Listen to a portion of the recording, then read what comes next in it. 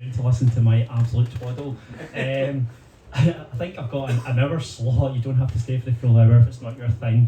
That looks a hell of a lot of poems, don't worry. I'm not going to be reading everything here. What I would say is that I've split this set into 4. So don't worry if you don't like the first set or the second set, it'll change soon enough. But what I've got football. Hopefully you can see from the backdrop what I'll be reading. The second set I'll be doing kind of like social poems, crime, gothic, that sort of thing, so it gets a little bit more kind of serious then. Third set is, I don't want to say comedy because poets are not comedians, so let's call it humorous.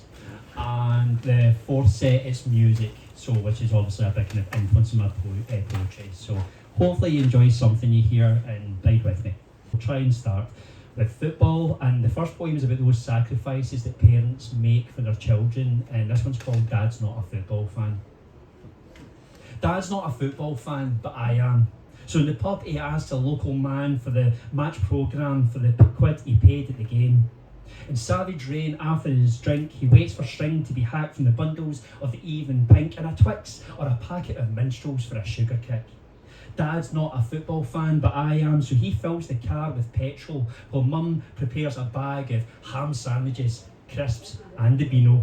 Then ensures that the radio is tuned in for pre-match conversation between nervous commentators, post-match reaction and even the results service later. Dad's not a football fan, but I am, so we scour for stadiums, legions of yellow cones outside midweek's floodlit radiance. Local kids offer to watch the car, and he knows it's cheaper to pay than walk away from sombre districts where lockpicking is a characteristic which appears on Wikipedia's pages. Dad's not a football fan, but I am, so he sits on his hands and stamps his frozen feet while I sit next to him on a plastic seat wearing his woolen hat, cardigan and gloves. And I can feel his heartbeat entreating this 90 minutes to finish, so you can feel blood rush once more beneath his blue jellyfish skin. Dad's not a football fan, but I am, but now it's not about me, it's about him. Time for his pastimes, interests and cowboy films. Dad's an antiques fan, I'm not. So we travel to a special time where the price of things are valued by the impression they made in our lives. Then meet somewhere in the middle of a stall selling football albums, sugary teas and disposable cups from the burger vans, and a love for this time together. Thank you.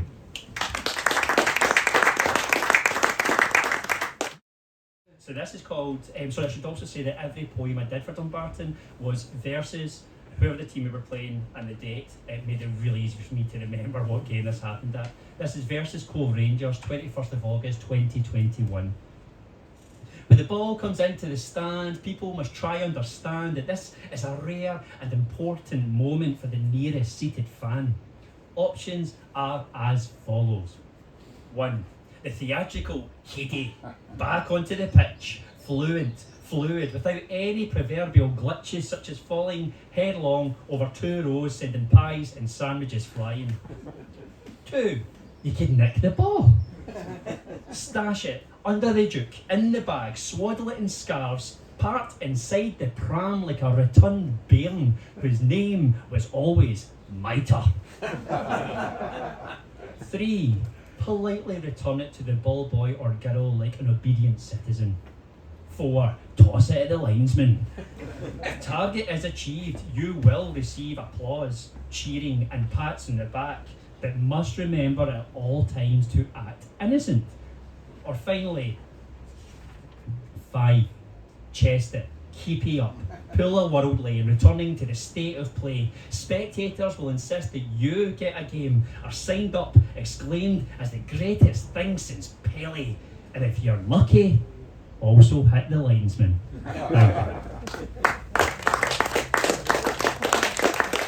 Of immigration. So this first poem is called Geese. Say goodbye to your best friend of 7 years, your only friend. Table tennis at the youth club may well have been the best days of your life. Leave your home, the dog will get by.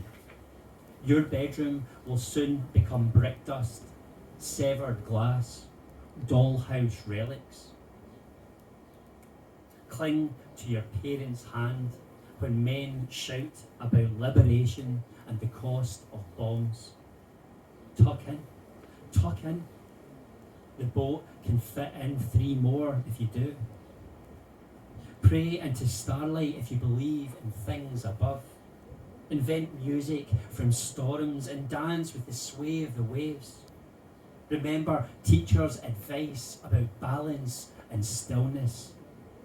Stillness. Do not flap in this freezing water. Breathe in through the nose, out through the mouth. Your parents will not be far, but in the cacophony of panicked squawks for rescue, you instinctively know none are for you. In the morning, social media will have its say. Send them back to where they came from. They do not belong here. Uneducated assertions. Remnants of the boat will surface. Photos, videos, but the people rarely do. Do you remember the last thing you saw? Watercolours of geese flying, migrating for the benefit of their offspring. Then the angel wings descending. Thank you. Right, so the next 3 poems I'm going to try and do from memory, which probably go horribly wrong. When my wife and I first started dating, and please do remember that she is my wife, our first trip together was Paris, and it didn't quite go to plan. So this is called Couldn't Get It Up in Paris. I blame the blancmange. I blame the fancy restaurants with their heavy almonds moored inside my abdomen. Those sneaky garçons with suave accents, sitting upon their stools, waiting to covet our women. Why, look at the Eiffel Tower standing perpendicular, a bolt of cold French blood exploding in a discharge of stars. I blame the River Seine's rhymy stream for skinny dipping screams and winds that cut like guillotines through the rosy crack of my wobbling arse. I blame only romance. I blame France for the plantation of grapevines and wines poured into boundless glasses. Notre Dame's hunchback smothered his goofy laugh into an unused mattress when word got round that couldn't get it up in Paris. Well, this city is a letdown, no pun intended. Mona Lisa is a thumbs down, a rebound, the face of Paris represented. I blame that peacock swagger. I blame that Stella Artois lager. It's Belgian. Close enough to be accredited.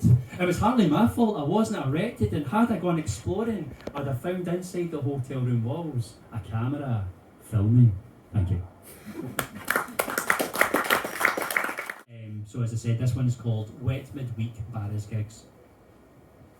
Gallagate brims with swinging limbs, indie hymns which swim through inky puddles, as slim rabbles of duffel-coated couples swarm upon dear old Barrowland rubble.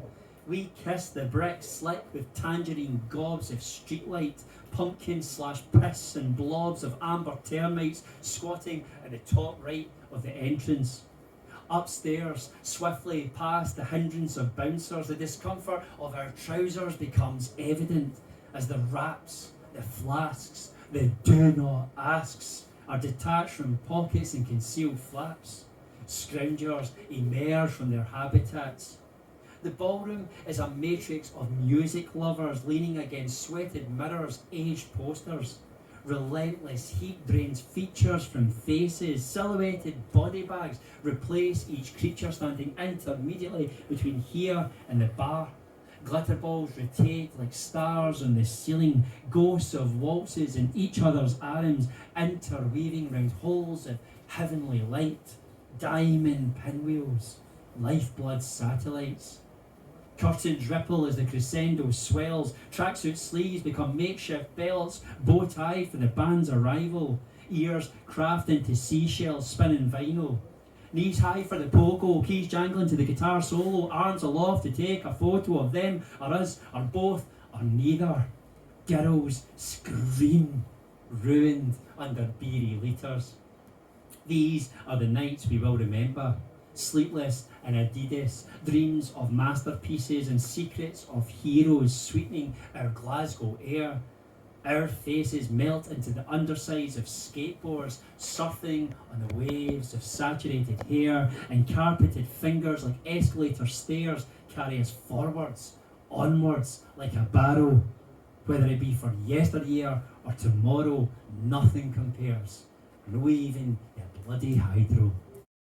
It's not been too long for you all, and as I said, this is my final poem, and this is using alliteration to the fore, and this is called Glasgow's Gig Ghosts. I'll try not to spit on you because there's a lot of G's in this. Glasgow gigs, Gallus, Gorbals to Garnet Hill, generations of gig-going gadgies gravitate to Gallagate, generally gathering to guzzle god-awful glass grog. Gammy legs and glow sticks gel, giving generous gunshots to God, gun yourself. Glaikig groups gop as gear, amps, guitars are glamped and galloped off to Gumtree, guaranteed gratification. The greatest gigs gash your gub and guide to a grotty gaffer garden, guffin of grass, where your gang greedily gnash grilled grub out of a gawk.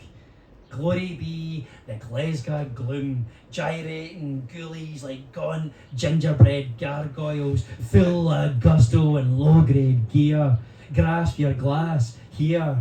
Greet our grey gutter ghosts guising Glasgow's gloam and gales. Good guys, gone, but they got over. Thank you very much, everyone.